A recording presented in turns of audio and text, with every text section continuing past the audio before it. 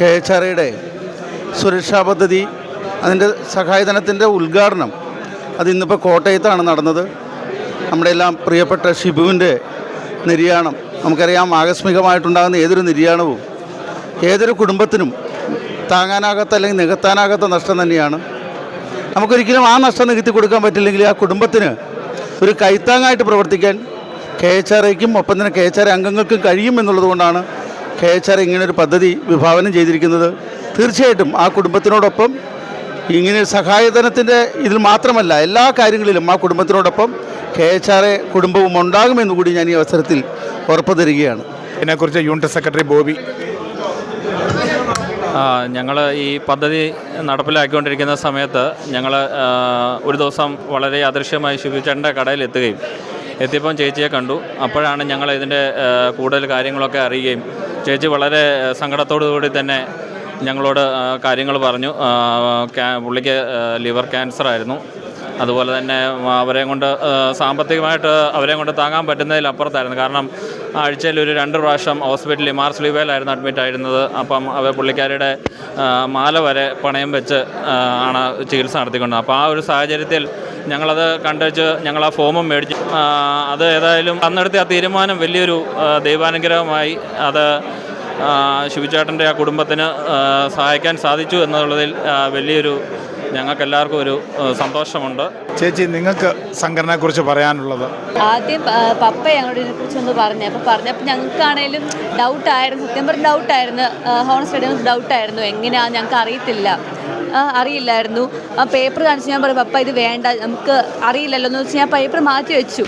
അത് കഴിഞ്ഞ് പപ്പയ്ക്ക് പെട്ടെന്ന് ഇങ്ങനെ വയ്യാണ്ടായപ്പോൾ ഒരു ദിവസം ഞാൻ പറയടി ജസ്റ്റ് ഒന്ന് നമുക്ക് സംസാരിച്ച് നോക്കി, ഇവരോട് നമുക്ക് എന്തെങ്കിലും ഹെൽപ്പ് കിട്ടുമെന്ന് ചോദിച്ച് സംസാരിക്കാൻ പറഞ്ഞു. കാരണം ഞങ്ങൾ പ്രൈവറ്റ് ഹോസ്പിറ്റലിൽ പോയിക്കൊണ്ട് അഡ്മിറ്റ് ആക്കിയപ്പം ആ ഫസ്റ്റ് കൊണ്ടാക്കിയപ്പോൾ 1 lakh ആയി, സെക്കൻഡ് 2 lakh ആയി. അപ്പം ഞങ്ങൾക്ക് ഓൾമോസ്റ്റ് ഞങ്ങൾ അമ്മയുടെ സ്വർണ്ണമൊക്കെ വെച്ച് പൈസ കുറേ ഞങ്ങൾക്ക് ചിലവായി. അപ്പോൾ ലാസ്റ്റത്തെ ഘട്ടമായപ്പോഴത്തേനും എങ്ങനെ പിന്നെ മുൻപോട്ട് പോകണമെന്ന് അറിയാത്ത അവസ്ഥയായപ്പോഴും ഞാൻ പറഞ്ഞു, എടി ചേട്ടനൊന്ന് സംസാരിച്ച് നോക്കി എന്താണെന്ന് അറിയാമെന്ന് പറഞ്ഞു.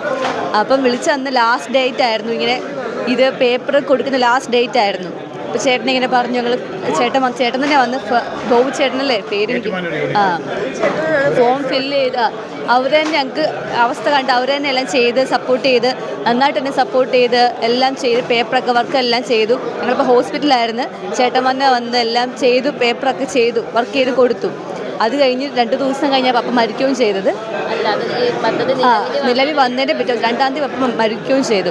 അപ്പോൾ ആ സമയത്ത് ഞങ്ങൾ ഒട്ടും പ്രതീക്ഷിക്കാത്തൊരു അവസ്ഥയായിരുന്നു. കാരണം ഒരു സപ്പോർട്ട്, കാരണം ഞാനും അമ്മയും ഞങ്ങൾ 3 പേരേ ഉള്ളൂ. അപ്പോൾ പിന്നെ ഒത്തിരി ഒരു ഹെൽപ്പാണ്.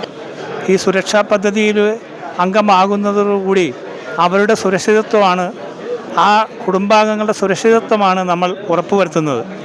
പക്ഷേ നമ്മളിൽ നിന്നൊരംഗം നഷ്ടപ്പെട്ടാൽ ആ അംഗത്തെ നമുക്ക് നൽകുവാൻ നമുക്ക് സാധിക്കില്ല. അവരെ ഒരു ചെറിയ ഒരു കൈത്താങ്ങ് മാത്രം നൽകുവാൻ സാധിക്കും. അതിന് ആദ്യമായി ഈ പദ്ധതിയുടെ ആകുവാൻ കോട്ടയത്ത് തന്നെ ഉണ്ടായിരുന്ന ഈ ഒരു കുടുംബത്തിന് സാധിച്ചു.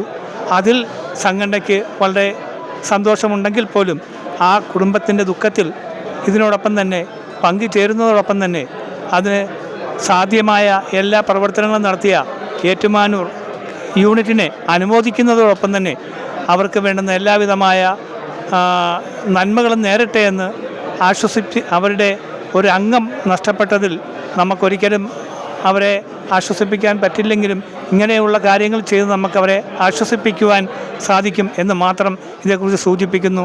നന്ദി, നമസ്കാരം.